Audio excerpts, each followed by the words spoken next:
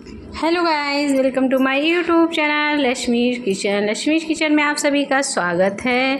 तो आप सब लोग कैसे हैं? तो आज मैं यहाँ पे बिल्कुल एकदम नए तरीके से रेसिपी लेके आए हूँ।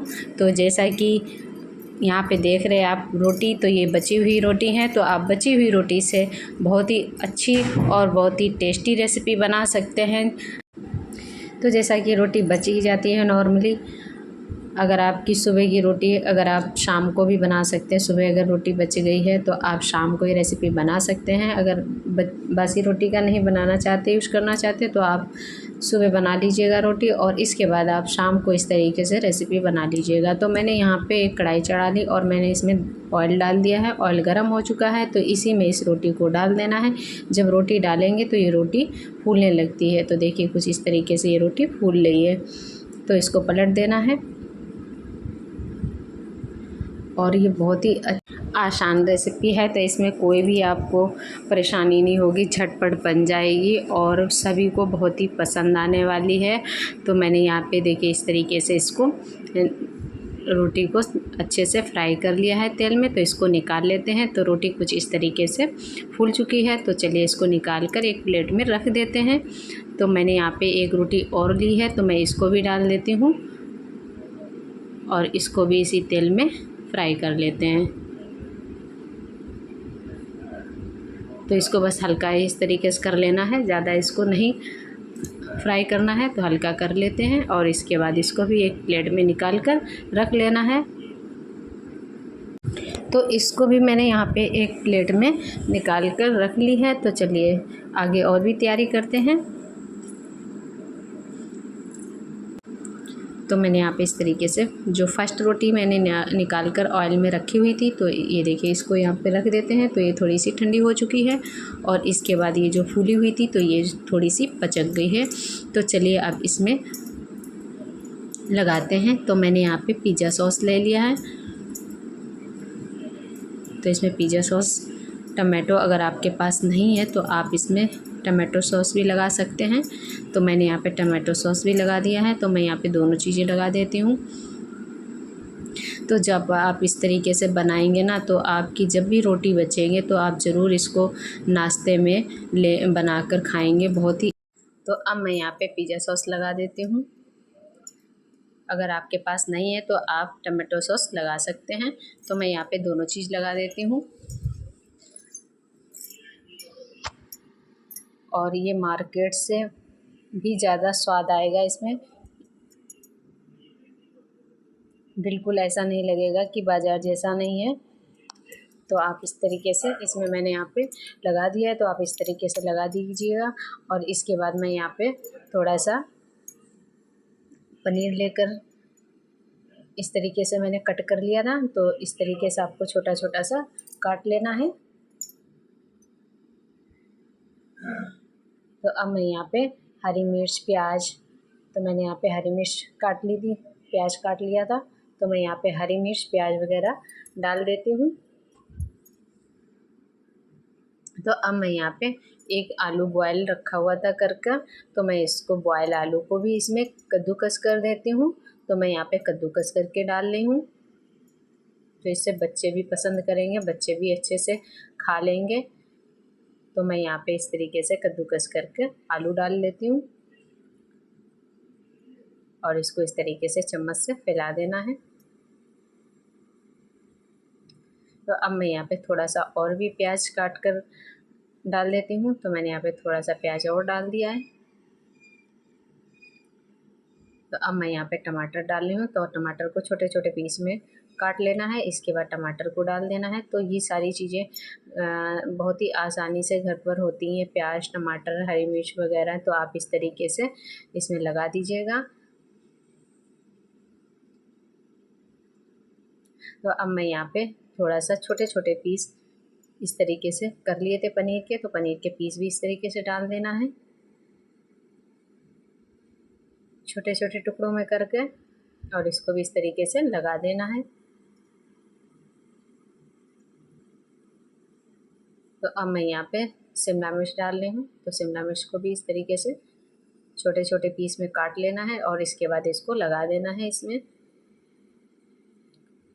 तो आप जब सोचेंगे कि बची हुई रोटी से इस तरीके से नाश्ता बनाकर घर पर खा सकते हैं, तो आप खुद पे खुद एक दो बार जब भी आपकी रोटी बचेगी तो आपको ये ख्याल ज़रूर आएगा कि चलिए इस तरीके से रेसिपी बना लेते हैं। तो अब मैं यहाँ पे पिज़्ज़ा सीजनिंग डाल देती हूँ थोड़ा सा।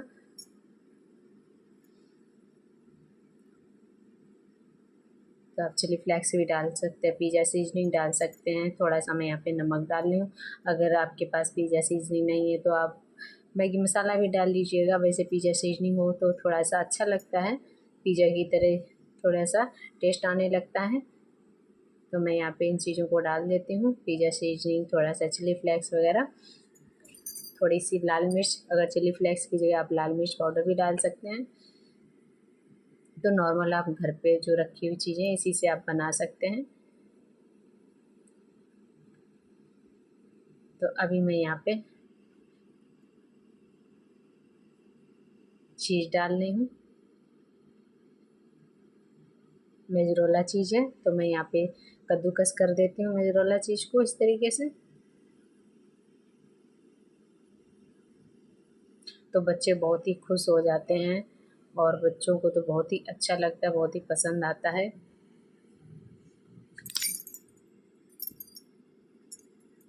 तो जब आप इस तरीके से बनाएंगे तो बाज़ार से लाना बंद कर देंगे, इतना अच्छा इसमें टेस्ट आता है। जब घर पे इस तरीके से बन सकता है तो फिर आप इस तरीके से बनाकर खा सकते हैं। तो मैंने यहाँ पे मोज़रेला चीज़ को कद्दूकस करके डाल दिया है। तो चलिए और भी आगे तैयारी करते हैं। तो बनकर तैयार हो चुका है कुछ इस तरीके से। तो अभी ये पूरी तरीके से नहीं बना हुआ है, तो चलिए आगे बनाते हैं। तो मैंने यहाँ पे इस तरीके से लगाकर पूरा तैयार कर दिया। तो अभी भी देखने में बहुत ही अच्छा लग रहा है और इसके बाद जब पूरी तरीके से ये बनकर तैयार हो जाएगा तो बहुत ही अच्छा लगेगा देखने में और खाने में भी। तो चलिए, तो मैंने यहाँ पे पैन चढ़ा दिया है, आप कढ़ाई भी चढ़ा सकते हैं, कढ़ाई में भी रख सकते हैं। तो मैं यहाँ पे गैस का फ्लेम लो रख रही हूँ। तो मैंने इस प्लेट को इसी में इस तरीके से रख दिया है और इसको ढक देना है। तो अगर आप कढ़ाई में बनाना चाहते हो तो आप कढ़ाई में बना सकते हैं, कढ़ाई में भी इस तरीके से प्लेट तो कढ़ाई में भी बना सकते हैं। तो मैं यहाँ पे इस तरीके से रख देती हूँ और इसको ढक्कन को ढक देना है। तो चलिए इसको स्टीम में पका लेते हैं। तो ये स्टीम से अच्छे से पक जाएगा। रोटी ऑलरेडी पहले ही मैंने यहाँ पे ऑयल से निकाल ली हुई है, तो रोटी पकी हुई है। तो अब मैं यहाँ पे चीज़ वगैरह जो शिमला मिर्च, तो इससे स्टीम से ये अच्छे से पक जाएंगे और ये मोज़रेला चीज़ भी अच्छे से पिघल जाएगी। तो चलिए इसको रख देते हैं 5 मिनट के लिए। और इसके बाद अब मैं यहाँ पे इसको ओपन कर रही हूँ। तो ये देखिए पिघल चुका है मोज़रेला चीज़।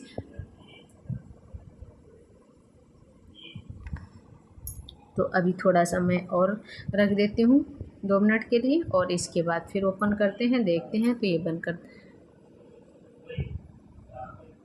तैयार हो चुका है। वाओ, कितना सुंदर लग रहा है देखने में और खाने में भी। तो बहुत ही मज़ा आने वाला है। किस किस को खाना है तो आ जाइए। तो चलिए इसको निकाल कर नीचे रख लेते हैं। तो आराम से इसको निकाल कर प्लेट को इस तरीके से रख देना है।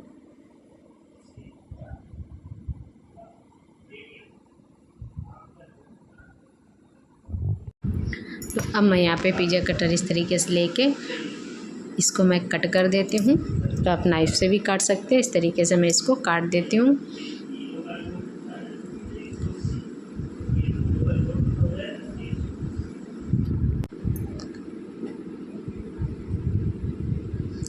तो पिज़्ज़ा बनकर तैयार हो चुका है। तो अभी मैंने यहाँ पे 2 रोटी फ्राई की हुई, तो अभी एक रोटी से मैंने यहाँ पे पिज़्ज़ा बना लिया है। तो अभी दूसरी रोटी से भी मैं बनाने जा रही हूँ। बहुत ही अच्छा और बहुत ही टेस्टी नाश्ता। वाओ, ये देखिए बनकर तैयार हो चुका है।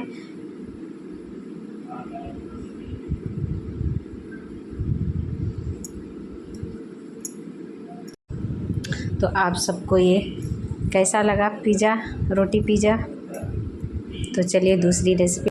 तो मैंने यहाँ पे इस रोटी को तेल में फ्राई नहीं किया, सिंपल रोटी इस तरीके से है। तो मैंने यहाँ पे इसको फ्राई नहीं किया, बिना फ्राई किए हैं। तो अब मैं यहाँ इसको इस तरीके से फोल्ड कर लेती हूँ और छोटे छोटे इसके पीस इस तरीके से काट लेना है फोल्ड करके। तो ये भी रेसिपी बहुत ही अच्छी, बहुत ही टेस्टी बनने वाली है। ये भी नाश्ते के तौर पे आप खा सकते हैं और बहुत ही अच्छी लगती है। तो आप इस तरीके से रोटी, जब कुछ खाने का नाश्ते में मन ना हो या फिर कुछ खाने का दिल करे, तो आप इस तरीके से बनाकर खा सकते हैं। तो मैंने इसको काट लिया है। तो अब मैं यहाँ पे प्लेट में रख देती हूँ। तो मैंने यहाँ पे जो रोटी फ्राई कर कर रखी हुई थी, तो इसको भी इस तरीके से काट लेते हैं। तो मैं, अगर आप फ्राई कर कर इस तरीके से काटना चाहते हैं तो आप इस तरीके से बना सकते हैं। अगर आप नॉर्मल बिना फ्राई करके रोटी को करना चाहते हैं तो आप उसको इस तरीके से भी बना सकते हैं। दोनों तरीके से आप बना सकते हैं, जो आपको अच्छा लगता है इस तरीके से आप बना लीजिएगा। बाद में ये फ्राई हो जाएंगे, कोई दिक्कत नहीं, बहुत ही आसानी से बन जाती है। तो चलिए इसको भी काट लेते हैं, आगे और भी तैयारी शुरू करते हैं। तो मैंने यहाँ पे इस तरीके से पिज़्ज़ा कटर से भी काटा, तो ये आसानी से कट गई। तो छोटे छोटे इस तरीके से काट लेना है। तो चलिए रोटी को काट कर रख लेते हैं इसको भी, और आगे और भी तैयारी करते हैं। तो मैंने यहाँ पे प्लेट में दोनों रोटी को कट कर लिया है। तो चलिए यहाँ पे मैंने पैन चढ़ा दिया है। तो पैन में मैं यहाँ ऑयल डाल देती हूँ। गैस का फ्लेम लो रखना है, गैस ऑन कर दी है। तो अब चलिए इसमें ऑयल डाल दिया है। तो चलिए और भी चीज़ें ऐड करते हैं। ऑयल गर्म हो चुका है। तो अब मैं यहाँ पे थोड़ा सा जीरा डाल देती हूँ। थोड़ा सा मैंने यहाँ पे जीरा, अजवाइन वगैरह डाल दी है। अब मैं यहाँ पे शिमला मिर्च, हरी मिर्च और प्याज डाल देती हूँ इसमें, और इसको तेल में थोड़ा सा फ्राई कर लेना है, भून लेना है। तो अब मैं यहाँ पे बॉयल आलू डाल रही हूँ। तो बॉयल आलू के छोटे छोटे पीस काट लेना है और इनको भी डाल देना है। तो बॉयल आलू डालना है, कच्चा आलू नहीं डालना है, और इसको भी तेल में अच्छे से फ्राई कर लेना है। तो अब मैं यहाँ पे टमाटर डाल रही हूँ। तो मैंने यहाँ पे टमाटर छोटे छोटे पीस काट कर रख लिए थे, तो इनको भी डाल देना है। तो मैंने टमाटर, शिमला मिर्च, तो इन चीज़ों को, सारी चीज़ों को मैंने डाल दिया है। तो अब मैं यहाँ पे इनको अच्छे से तेल में फ्राई कर लेते हैं। आलू भी अच्छे से फ्राई हो जाएंगे।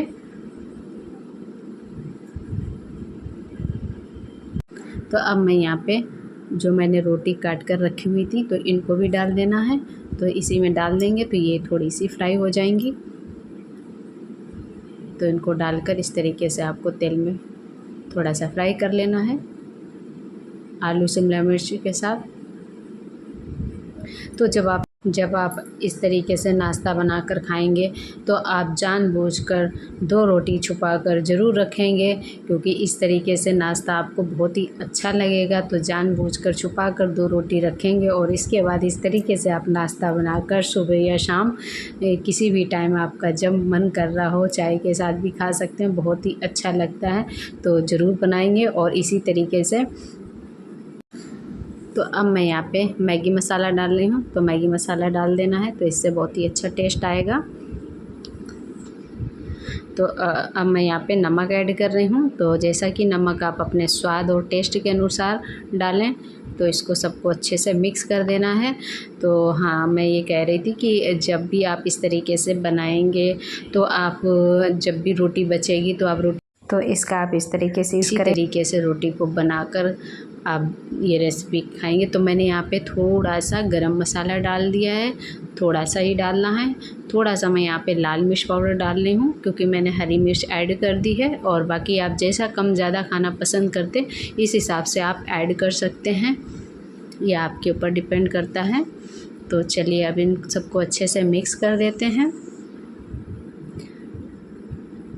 तो अब मैं यहाँ पे थोड़ा सा पानी डाल देती हूँ। तो थोड़ा सा पानी डाल देना है, और इसके बाद इस सबको अच्छे से मिक्स कर देना है, और थोड़ी देर के लिए 5 मिनट के लिए इसको ढक के थोड़ा सा पका लेना है। तो जो रोटी हैं वो सॉफ्ट हो जाएंगी। तो मैं यहाँ पे थोड़े से पनीर के पीस भी डाल देती हूँ, छोटे छोटे से। तो इससे बहुत ही अच्छा टेस्ट आएगा पनीर से। तो इसको डाल देना है। इसके बाद इनको ढक कर पका लेते हैं 5 मिनट के लिए। तो सारी चीज़ें सॉफ्ट हो जाएंगी। तो इसको पकने लिए छोड़ देते हैं। तो जब पककर तैयार हो जाएगा तब मिलते हैं। तो मैं यहाँ पे थोड़ा सा टमाटो केचप डाल रही हूँ। तो थोड़ा सा टमाटो केचप भी डाल देना है, और फिर इसके बाद इसको ढक देते हैं। तो मैंने इसको ढक दिया है। तो 5 मिनट के लिए इसको पका लेना। तो अब मैंने यहाँ पे ओपन किया तो ये देखिए इस तरीके से कुछ बन गया है। तो बस इसको मिक्स कर देना है। तो ये सारी चीज़ें सॉफ्ट हो चुकी हैं। तो बस गैस का फ्लेम बंद कर देना है और इसको नीचे उतार लेते हैं, सर्व कर लेते हैं। तो सोचा भी नहीं था कि बची हुई रोटी से इतना अच्छा और इतना टेस्टी नाश्ता बनकर तैयार हो जाएगा। तो थोड़ा सा मैं यहाँ पे पनीर भी कद्दूकस कर देती हूँ। तो पनीर को कद्दूकस कर देना है। इतना अच्छा नाश्ता बनकर तैयार हो जाएगा। एक नहीं दो नाश्ते बनकर तैयार हो चुके हैं। पिज़्ज़ा भी बनकर तैयार हो चुका है और ये भी नाश्ता बनकर तैयार हो चुका है। तो दोनों चीज़ें बनकर तैयार हो चुकी हैं। सिर्फ मात्र 1-2 रोटी से बनकर तैयार हो चुकी हैं। तो रोटी का आप इस तरीके से बना सकते हैं। तो चलिए इसको नीचे एक प्लेट में सर्व कर लेते हैं। अगर आप धनिया पत्ती डालना चाहते हो वो भी डाल सकते हैं। तो एक प्लेट में निकाल लेते हैं।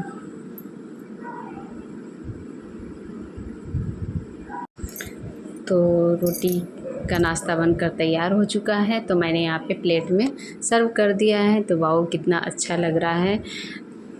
तो आप सबको कैसा लग रहा है?